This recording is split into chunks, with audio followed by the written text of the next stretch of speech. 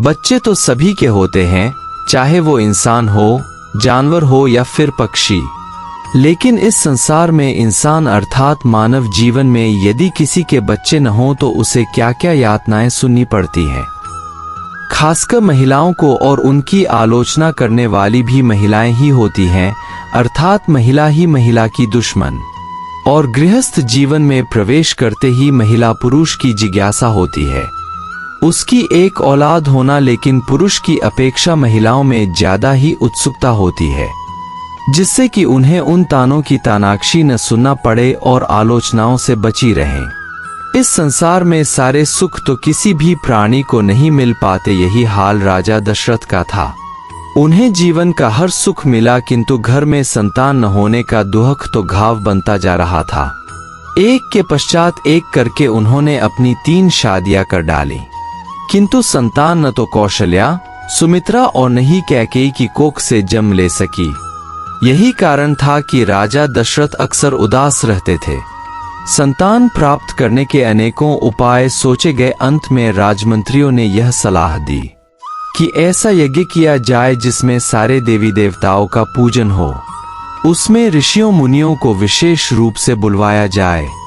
मंत्रियों से विचार विमर्श करके यज्ञ की बात पक्की हो गई थी। यज्ञ आरंभ हुआ।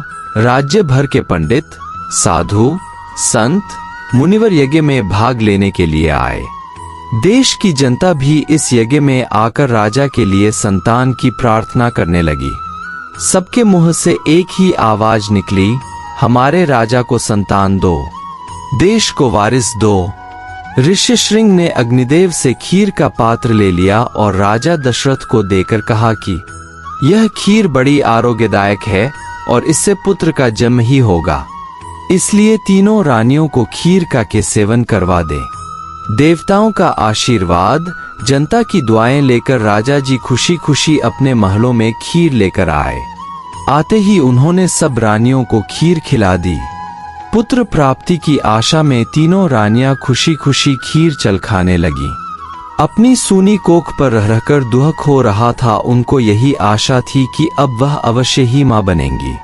सबने खीर खाकर एक बार फिर प्रभु से संतान मांगी। समय व्यतीत होने लगा। फिर चैत्र मास के शुक्ल पक्ष की नवमी को बड़ी रानी कौशल्या की कोख से राम ने जन्म लिया। आज इसे हम राम नवमी अर्थात भगवान राम के जन्मदिन के रूप में मनाते हैं।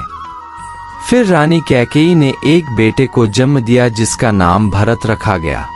फिर रानी सुमित्रा ने इकट्ठे 2 बेटों को जन्म दिया, जिनमें से एक का नाम लक्ष्मण और दूसरे का शत्रुघ्न रखा गया। जिस महल में लोग एक बेटे की शक्ल देखने के लिए तरसते थे, वहां पर 4 बेटों के जन्म की खुशी मनाई जा रही थी। सारे महलों की उदासी दूर हो गई। देश भर में राजकुमारों के पैदा होने की खुशियां मनाई जा रही थीं। चारों राजकुमार अत्यंत सुंदर थे। बड़े भाई राम के माथे पर से एक विचित्र सी चमक नजर आ रही थी, जैसे कोई ज्योति जल रही हो। स्वयं कौशल्या जब अपने बेटे की आंखों में झांककर देखने लगती तो उसे डर लगने लगता, जैसे कोई राम को उनसे छीन कर ले जा रहा हो।